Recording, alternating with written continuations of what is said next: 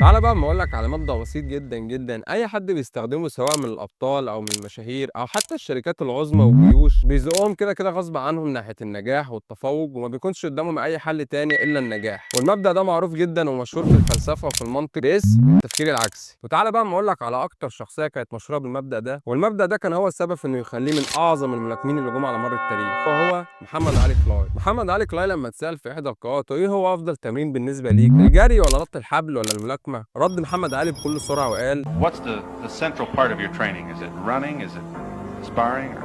Central part is dodging the nightclubs and the parties and the girls. You want the truth? And being in the bed by yourself at 9 o'clock at night. If you can get by that, you'll make it. المبدأ ده بكل بساطة هو إنك بتعكس طريقة تفكيرك لحل أي مشكلة أو سؤال تقابلك، يعني بدل ما تسأل إزاي أنجح جرب اسأل إزاي أفشل، وبعد كده ابعد عن أي حاجة ممكن تفشلك، بدل ما تسأل إزاي أنتظم في التمرين اسأل نفسك هو أنا إيه اللي بيخليني أكسل إن أنزل أروح التمرين، وبعد كده اتجنب وابعد أي حاجة ممكن تخليك تكسل إنك تنزل التمرين، وزي ما كل الناس بتقول لك تعالى أما أعمل لك جسم خليك فاكر إن نو بادي بتقول مش مجرد جسم.